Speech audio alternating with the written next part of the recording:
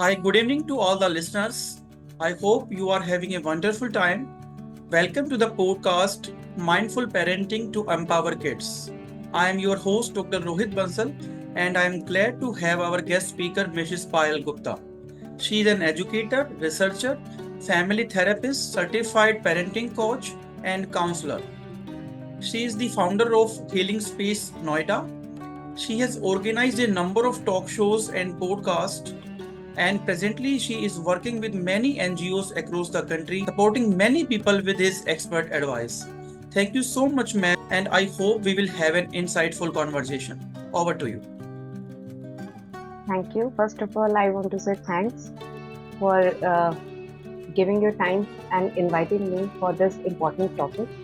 अगर मैं बात करूँ आजकल के सिनेरियो में जब पेरेंट्स मैक्सिमम केसेस में both are working and we are staying in a nuclear family, तो ऐसे में जितना टाइम है उसको हम कितना अच्छे से, कितना एप्रोप्रिएटली, कितना माइंडफुली यूज करें, उसको हम इस सेशन में सीखेंगे।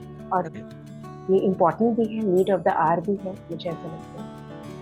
क्योंकि एक नया टॉपिक है और लिसनर्स को काफ़ी एक्साइटमेंट है इस टॉपिक के बारे में। उन्होंने मुझे फीडबैक भी दिया है कि हम इसके बारे में सुनना चाहेंगे। तो सबसे पहले प्रश्न ये है कि what is mindful parenting and what is the role of mindfulness in parenting? Mindful parenting के बारे में बात करने से पहले I want to explain about mindfulness. Mindfulness actually होता क्या है? यूँ तो हमारे पुराने, अगर हम अपने जो होली बुक्स हैं उन्हें उठाएं तो उनकी बात करें तो उसमें वर्तमान में रहने की बात की गई है, लेकिन हमें वो ज्ञान लगता है। तो अब हम वो बात करते हैं जो हम प्रैक्टिकली कर सकते हैं। तो इसमें माइंडफुलनेस का मतलब है लिविंग इन प्रेजेंट। मतलब आप जो अभी कर रहे हैं, आपका पूरा ध्यान उसमें है। नो मैटर पीछे क्या हुआ था, पास्ट में क्या हुआ था, नो मैटर फ्यूचर में क्या होने वाला है, अभी जो हम कर रहे हैं हमारा उसमें ध्यान है। अब इससे फायदा क्या होता है? इससे हम अपने इमोशंस को, अपने बिहेवियर को, अपनी एक्टिविटीज को, अपने वर्क को बहुत अच्छे से समझ पाते हैं और बहुत ध्यान से कर पाते हैं। अब इस पूरे प्रोसेस को अगर मैं पेरेंटिंग से एसोसिएट कर दूं, मतलब अब मैं माइंडफुल पेरेंट भी हो गई। अब पेरेंट, एज अ पेरेंट, मैं जो बच्चे के साथ टाइम स्पेंड कर रही हूँ, तो मेरी ये प्रैक्टिस होगी कि I will be in present, I will listen my child patiently, I will be active listener. मतलब मैं प्रिटेंड नहीं कर रही कि मैं आपको सुन रही हूँ, मैं एक्चुअली आपको सुन रही हूँ, ठीक है। देन रिस्पॉन्ड कर रही हूँ, रिएक्ट नहीं कर रही। I am responding compassionately with love. This is what mindful parenting is. Right. Like in today's scenario kids के ऊपर बहुत प्रेशर है एजुकेशन को लेके, और पेरेंट्स उनसे बहुत ज़्यादा उम्मीदें करते हैं। तो कहीं ना कहीं उनके बीच में कॉन्फ्लिक्ट या कम्युनिकेशन गैप हो जाता है। तो बहुत ज़रूरी है पेरेंट्स के लिए कि किड्स के इमोशंस को अंडरस्टैंड करें और एक ही टाइम पे रिएक्ट ना करें। They need to understand the feelings of kids, why they are committing this mistake. They need to find out the answer to all this questions. उनको एंगेज करना बहुत जरूरी है और इसके लिए माइंडफुलनेस को प्रैक्टिस करना बहुत जरूरी है। अगर आप माइंडफुलनेस को प्रैक्टिस करोगे तो आप इंस्टेंटली रिएक्ट नहीं करोगे। You will be able to control your own emotions. Only then you can deal with your kids.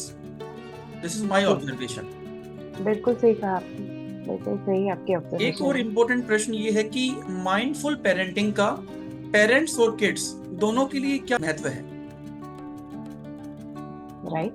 अगर मैं बेनिफिट्स की बात करूं, जाहिर सी बात है जब हमें किसी चीज़ के बेनिफिट्स पता होंगे तो हम उसको इम्प्लीमेंट भी करते हैं। अदरवाइज मेडिटेशन का हमें लगता है कि ठीक है, आंखें बंद कर ली, इससे क्या बेनिफिट होता है, बच्चों को भी अगर सिखाया क्या बेनिफिट होता है।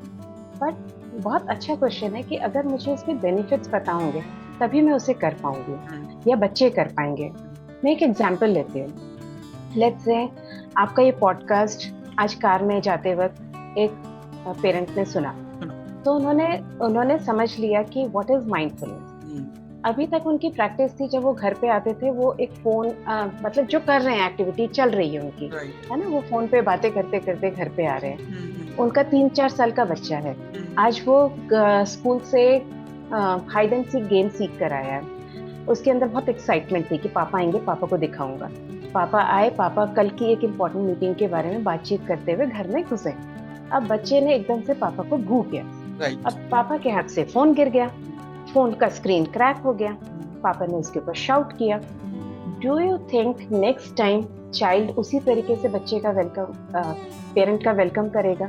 नो, क्योंकि उसके कहते हैं ना कोमल मस्तिष्क में एक इम्प्रेशन बन गया कि पापा तो गुस्सा करते हैं, पापा तो डांटते हैं। राइट। और यही अगर मैं माइंडफुल होती, अगर ये पॉडकास्ट सुनने के बाद फादर क्या करते हैं, नहीं नहीं ठीक है 2 मिनट की कॉल बची है, let me finish my call. मैंने कॉल फिनिश की, अब मैं घर पे आया, एज अ फादर मैं घर पे आया और बच्चे ने सेम भू किया। अब गिरने का कोई चीज ही नहीं है ना, मैंने भी शो किया कि मैं भी डर गया, राइट। अब मेरा और बच्चे का एक ऐसा स्ट्रॉन्ग बॉन्ड बन जाएगा, मैंने उसे हक किया। आप समझ सकते हैं कि ये 5 या 10 मिनट की जो मेरे और मेरे बच्चे के बीच में कम्युनिकेशन हुई, एक इमोशंस है ना हम दोनों ने शेयर किए, क्या बच्चा कभी भूल पाएगा? क्या बच्चा कभी किसी सेकंड पर्सन को ढूंढेगा अपनी कोई चीज शेयर करने के लिए? This is what importance for parents. उनके लिए माइंडफुलनेस इस तरीके से इम्पोर्टेंट है, बेनिफिट देता है। प्लस पेरेंट्स के अंदर कई बार ना ये गिल्ट आ जाता है कि हम बच्चों का ठीक से ध्यान रख पा रहे हैं, नहीं रख रहे हैं, या मैं उतना टाइम दे रहा हूँ या नहीं दे रहा हूँ। जब बच्चे उसी तरीके एक अच्छा बॉन्ड बना लेते हैं तो बच्चे नो डाउट अपने पेरेंट्स का वेट करेंगे हर चीज शेयर करने के लिए, तो उनको पेरेंट्स को कभी ये गिल्ट आएगा ही नहीं, राइट। उनको कभी ये गिल्ट नहीं होगा, और गिल्ट के बिना आप जो काम करते हैं फिर वो अच्छा ही होता है, राइट। सेम वे अगर हम बच्चों के बेनिफिट की बात करें, अब बच्चों को भी रिस्पॉन्ड करना आ जाएगा इंस्टेड ऑफ रिएक्शन, ठीक है। और या कहें उनको क्योंकि माइंडफुलनेस एक्सरसाइज वो भी समझेंगे, जब पेरेंट्स कर रहे हैं तो वो भी थोड़ा बहुत समझेंगे, तो they are also able to regulate their emotion. Right.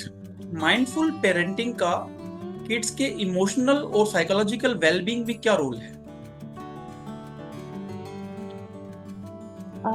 मुझे ऐसा लगता है जैसे बच्चे बहुत ज्यादा पेरेंट्स को इम्बाइब करते हैं, या कहें कि हम जैसा बिहेव करते हैं बच्चे उसको एज अ मॉडल लेते हैं, और बच्चे भी वैसा करते हैं। अब जैसे मैंने पहले एग्जांपल दिया था कि फोन गिर गया एंड फादर स्टार्ट शाउटिंग। अब क्योंकि फादर माइंडफुल है, उन्होंने एक बाउंड्री सेट कर दी है ना, तो पहली चीज तो गुस्सा कम हो गया, right. He is satisfied, he feel contented, right.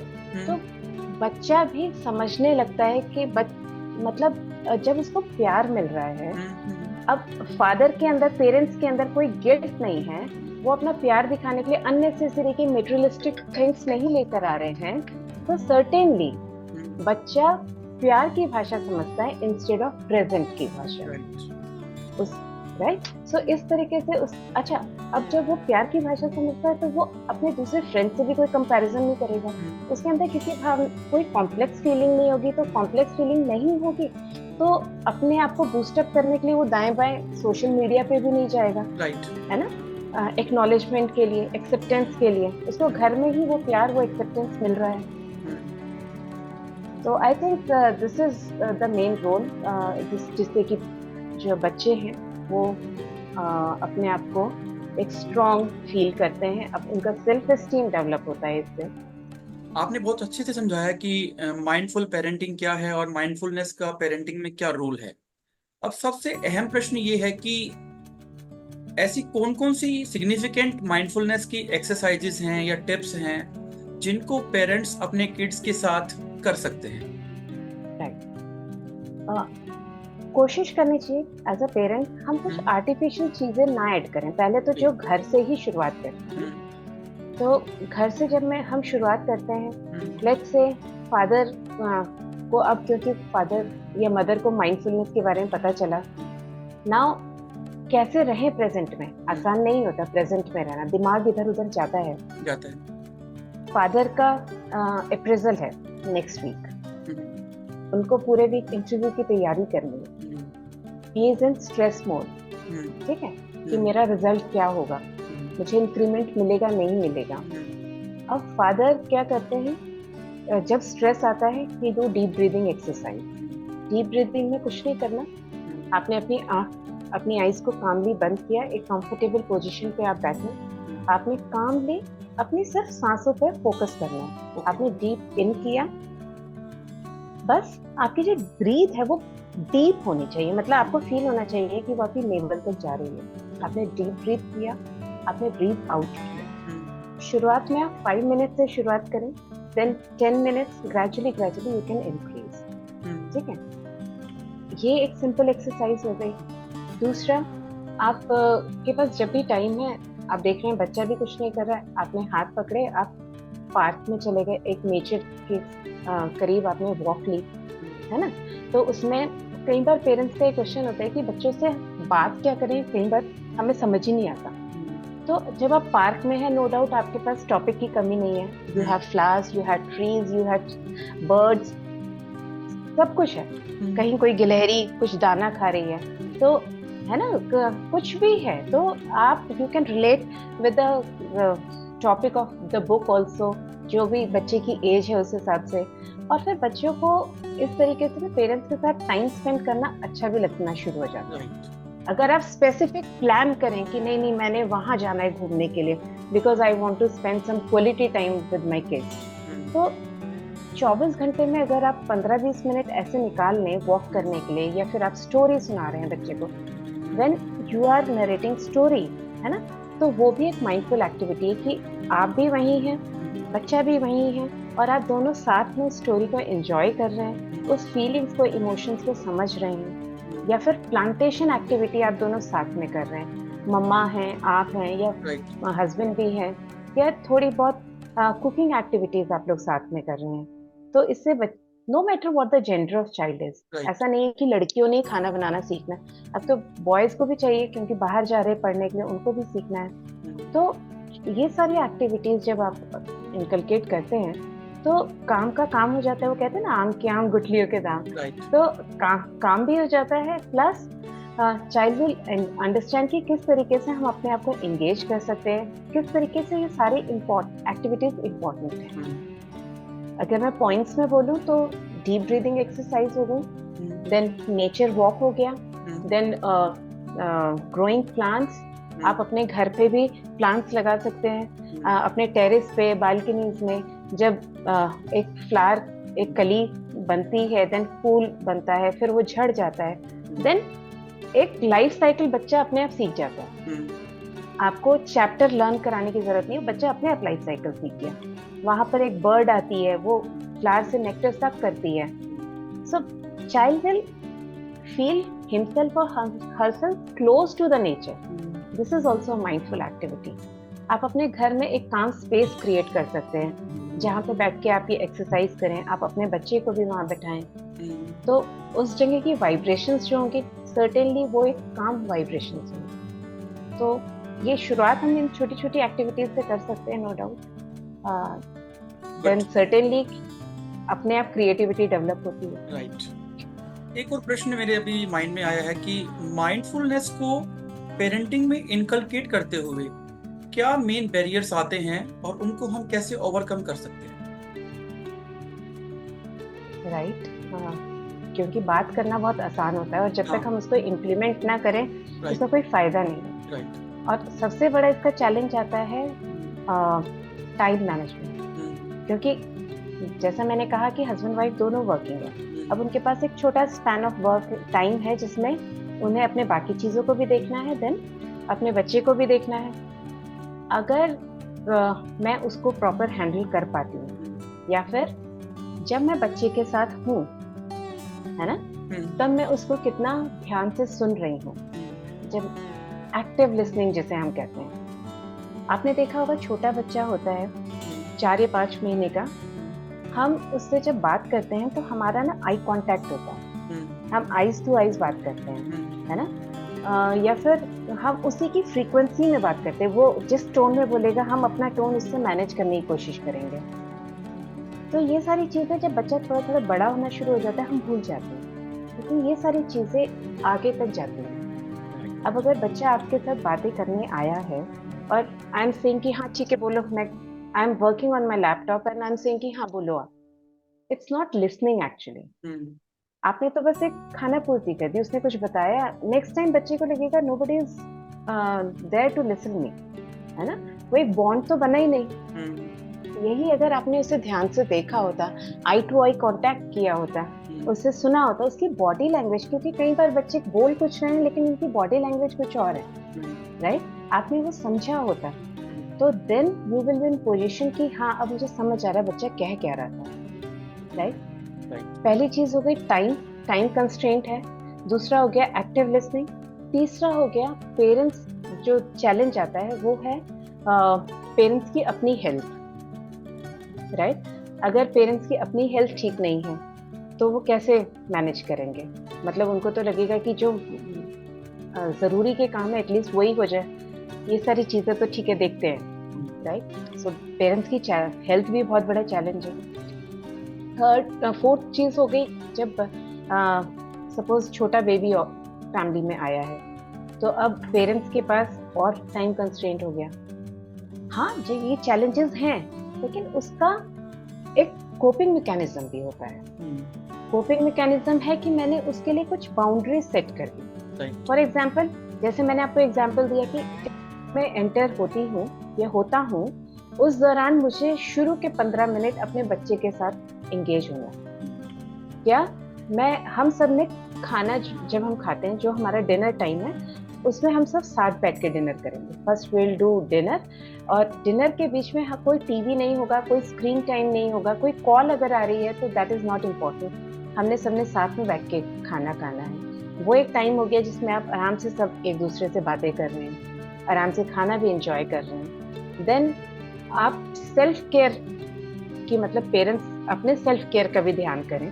कई बार होता है हम सोचते हैं लेकिन हम कर नहीं पाते, लेकिन अगर हम उसका टाइम भी एलोकेट करें, अगर हम, क्योंकि 24 घंटे होते हैं दिन में, 24 के 25 तो तभी हो सकते हैं जब हम उसको प्रोडक्टिव बनाएं। अगर मेरी हेल्थ ठीक है तभी मैं काम कर सकती हूँ, राइट। तो आई थिंक चैलेंजेस हैं अगर, तो कोपिंग मैकेनिज्म भी उनको ओवरकम करें। क्योंकि आप एक माइंडफुलनेस प्रैक्टिशनर भी हैं, तो मैं जानना चाहूंगा कि किसी फैमिली का एग्जांपल आप देना चाहेंगे जिनको इससे बेनिफिट हुआ हो।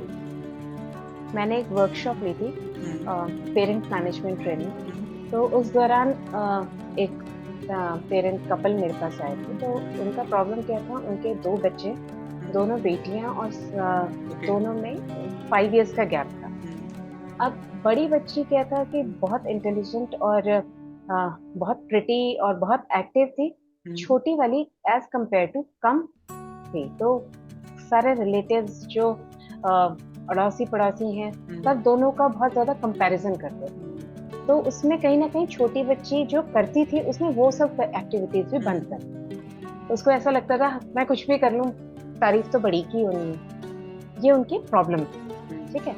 तो मैंने उनको सिर्फ इतना बोला कि आप कुछ मत करिए, आप माइंडफुली अपने दोनों बच्चों को ऑब्जर्व करिए। आपका बच्चा, छोटा बच्चा जब भी अच्छा काम करता है, आप उसको अप्रिशिएट करिए। क्योंकि अब अभी तो हम क्या कर रहे हैं, हम बड़े से कंपेयर कर रहे हैं। एक तो पहली चीज 5 इयर्स का गैप हो गया, तो बड़ा जिस परफेक्शन से करेगा, छोटा नो डाउट नहीं कर पाएगा, है ना। दोनों के टाइम में, प्रोसेस में डिफरेंस होगा। लेकिन आप जब माइन्यूटली उसको देखेंगे, ऑब्जर्व करेंगे, अप्रिशिएट करेंगे, then gradually you will feel कि बच्चे का सेल्फ एस्टीम डेवलप हो। सेकेंड थिंग, मैंने उनको अपना पर्सनल एग्जाम्पल भी दिया, बिकॉज आई हैव 2 किड्स, दोनों बॉयज हैं। तो छोटा वाला हमेशा पूछता था कि मम्मा आपको भैया से को ज्यादा आप प्यार करते हैं, मुझे ज्यादा प्यार करते हैं। तो मैंने हमेशा उसको ये बोला, बेटा आप अपनी दोनों आईज में से किससे ज्यादा देखते हो, राइट। तो ही सेड मम्मा आई दोनों आंखों से ही तो देखते हैं। तो मैं कहा बेटा दोनों मेरे लिए इक्वल। तो कभी भी अगर उसके अंदर ये क्वेश्चन आता भी था, या मजाक में भी, तो कहता था okay 2 eyes, I got it.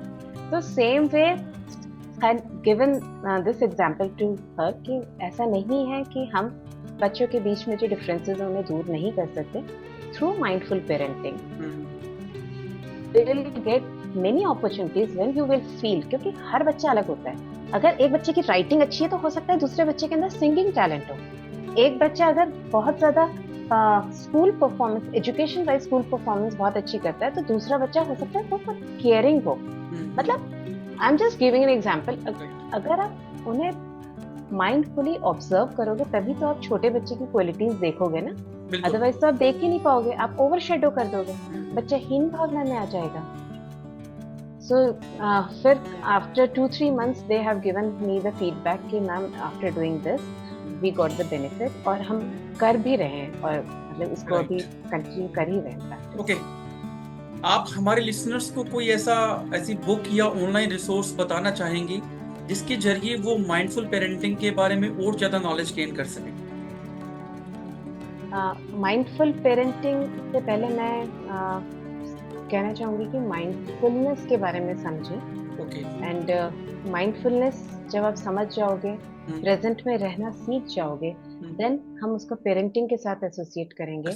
और लव एंड लॉजिक बुक है जो मैं आपके साथ शेयर कर दूंगी, जो आप चाहें तो अपने ऑडियंस के साथ भी शेयर कर सकते हैं। yes. और एक और बुक है जो मैंने ऑनलाइन, माइंडफुलनेस पेरेंटिंग प्रैक्टिस करके एक पीडीएफ था, तो that is also there on means Google, तो वो मैं शेयर कर दूंगी आपके साथ। And by going through this book, सबसे पहले तो अगर हम इसको समझ जाएं इस कॉन्सेप्ट को, देन डेफिनेटली हम लोग इसके बारे में और डीपर जाना चाहेंगे।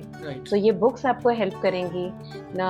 कोर्स तो इंडिया में तो आई डोंट थिंक, हाँ फॉरेन यूनिवर्सिटीज के तो हैं कोर्सेज जो गूगल पे देखे हैं मैंने, लेकिन इंडिया में तो अभी मेरी नज़र में कोई कोर्स नहीं आया है इसका। सर्टेनली आई विल अपडेट अगर ऐसा कुछ होगा। ओके, आज के इस तनावपूर्ण माहौल में कितना जरूरी है किड्स को एक्टिविटीज के जरिए एंगेज करना, जिससे कि पेरेंट्स और किड्स के बीच में कम्युनिकेशन गैप कम हो सके? मैंने आपको बताया ना कि बहुत हमारे पेरेंट्स के पास लिमिटेड टाइम है, उस लिमिटेड टाइम को हमें करना है, उसको फ्रूटफुल बनाना है, उसी कोई क्वालिटी टाइम बनाना है ना, उसी कोई पेरेंट चाइल्ड का जिससे बॉन्ड भी स्ट्रांग हो जाए। तो अगर हम प्लांटेशन कर रहे हैं दोनों साथ में कर रहे हैं, हम कलरिंग कर रहे हैं दोनों साथ में कर रहे हैं, है ना, हम खाना बना रहे हैं, कुछ कुछ एक्टिविटीज साथ में कर रहे हैं। फॉर एग्जाम्पल मम्मा ने चपाती बनाई या फादर ने चाय बनाई, बच्चा बिस्किट लेके जा रहा है, या है ना, या फिर ग्रैटिट्यूड जार हम घर में रख सकते हैं। जैसे मैंने आज पूरे दिन में मुझे कुछ मैंने अच्छा सीखा, या मैं किसी को थैंक्स कर रही हूँ, तो मैं एक end of the day gratitude लिख के उसमें जार में डाल रही हूँ। एक प्रैक्टिस मैंने डेवलप की, सेम वे बच्चा भी कर रहा है। तो इससे न सिर्फ बच्चे का भी माइंडसेट पॉजिटिव होगा, पेरेंट्स का तो होगा ही, बच्चे का भी माइंडसेट पॉजिटिव हो जाएगा, तो उसकी अप्रोच पॉजिटिव होगी। जो हम आजकल पॉजिटिविटी की बात करते हैं, तो वो इन छोटी छोटी एक्टिविटीज से डेवलप होती है। Yes, right. Okay, what is your final thought for our listeners who want to embark the journey of mindful parenting to empower their kids? क्या एडवाइस देना चाहेंगी आप उनको? मैं समझ तो आ गया कि माइंडफुलनेस को पेरेंटिंग में कितना जरूरी है इनकलकेट करना, बट वो उसको कैपिटलाइज कैसे कर सकते हैं? आप उनको फाइनल रिमार्क्स क्या देना चाहेंगे? मैं कहना चाहूँगी कि हमें 4 चीज़ें बहुत इम्पोर्टेंट है, या कहीं 4 पिलर्स हैं जो माइंडफुल पेरेंटिंग के लिए बहुत इम्पोर्टेंट हैं। फर्स्ट, एक्टिव लिसनिंग, जब आप सुने बच्चे को बहुत ध्यान से सुने। सेम वे माइंडफुल कम्युनिकेशन, कि मतलब आप जो बच्चे को कह रहे हैं, जो आपके शब्द हैं वो एप्रोप्रिएट होने चाहिए, सो दैट आपको अपने कहे हुए शब्दों पर ही कल को गिल्ट ना हो, या आपका कोई गलत शब्द बच्चे के माइंड पे कोई इम्प्रेशन ना छोड़ दे और उसका सेल्फ एस्टीम लो ना हो जाए। राइट। थर्ड हो गया patience. Patience is very important. And fourth, empathetic. जब भी आप कोई बच्चे की बात सुनते हैं, उसको बच्चे के नजरिए से समझने की कोशिश करें, ना कि आप अपना नजरिया उस पर खोलें। तो ये 4 पिलर्स हैं, अगर इन चारों पिलर्स को साथ में लेके चलते हैं, देन माइंडफुल पेरेंटिंग की जर्नी बहुत इजी हो जाती है। साथ में ये भी जरूरी है कि आप एक इंस्टेंटली रिएक्ट ना करें उनकी बातों को, उनको समझें, उनके इमोशंस को वैल्यू करें, and then give your feedback. Correct. Acceptance उनको मिलेगी। और कि किड्स को एंगेज करना बहुत जरूरी है, आपको उनको टाइम देना बहुत जरूरी है। अलग अलग एक्टिविटीज के जरिए आप उनको एंगेज करें और सोशल मीडिया की दुनिया से उनको दूर रखें, जिससे कि उनके ऊपर किसी तरह का स्ट्रेस ना पड़ सके और वो गलत एक्टिविटीज में इन्वॉल्व ना हो सके। जैसा आपने कहा सोशल मीडिया से दूर रखें, तो अगर पेरेंट्स खुद, क्योंकि मैंने कहा ना पेरेंट्स को बच्चे एज अ रोल मॉडल देखते हैं। मैं खुद तो नेटफ्लिक्स देख रही हूँ, प्राइम वीडियो देख रही हूँ, अपनी एक एक एक्टिविटी सोशल मीडिया में शेयर कर रही हूँ और कितने लाइक्स आए हैं उसका वेट कर रही हूँ, और लाइक्स नहीं आए हैं तो मैं सैड हो जा रही हूँ। तो ये सारी चीजें बच्चे भी तो देख रहे हैं ना। अगर मैं इन सब एक्टिविटीज में हूँ तो मैं बच्चे को दूर कैसे कर सकती हूँ? First I need to understand कि इसकी मेरे लिए क्या इंपॉर्टेंट है। वो टाइम जो मैं इस पे वेस्ट कर रही हूँ, वो टाइम मेरे लिए, अगर वही टाइम मैं बच्चे को दूंगी तो वो कितना फ्रूटफुल हो। So this is what my learning is. Thank you so much ma'am, आपने इस टॉपिक को बहुत बारीकी से समझाया और एक ये ट्रेंडिंग टॉपिक है और इसको समझना बहुत जरूरी है, क्योंकि आजकल बहुत सारी प्रॉब्लम्स इंक्रीज हो रही हैं, पेरेंट्स और किड्स के बीच में कम्युनिकेशन गैप इंक्रीज हो रहा है, जिससे किड्स अपने आप को लोनली फील करते हैं कभी कभी और स्ट्रेस में चले जाते हैं। तो माइंडफुलनेस को पेरेंटिंग में इनकलकेट करना बहुत जरूरी हो गया है, और इन जो एक्सरसाइजेस आपने बताई हैं इनको प्रैक्टिस करके पेरेंट्स श्योरली माइंडफुलनेस को अच्छे से सीख सकते हैं और अपने किड्स के ऊपर फोकस कर सकते हैं और उनको एम्पावरमेंट इंश्योर कर सकते हैं, जो कि बहुत जरूरी है आज के इस तनावपूर्ण माहौल में। और मैं उम्मीद करता हूं कि हमारे सभी लिसनर्स को ये कॉन्वर्जेशन बहुत अच्छा लगा होगा, क्योंकि ये टॉपिक बहुत नया है और इसके जरिए आपने बहुत कुछ सीखा होगा। तो मैं उम्मीद करता हूं कि इस कॉन्वर्जेशन के जरिए आप बहुत कुछ सीखोगे और अपने किड्स के लिए टाइम स्पेयर करना शुरू कर दोगे, जो कि बहुत जरूरी है। पैसा कमाना जरूरी है, लेकिन उतना ही जरूरी है अपने किड्स के लिए टाइम स्पेयर करना। तो thank you so much for listening us very carefully. अगले सप्ताह फिर मिलते हैं एक नए पॉडकास्ट के साथ और एक नए गेस्ट के साथ। अगर आपको ये कॉन्वर्जेशन अच्छा लगा है तो प्लीज अपना फीडबैक कमेंट सेक्शन में जाकर जरूर दीजिएगा, और जो भी आपके सुझाव हैं वो भी आप मुझे देते रहिएगा। Wonderful life, have a blessed life, and please do take good care of your kids. Thank you so much, see you soon. Thank you much ma'am, thank you sir.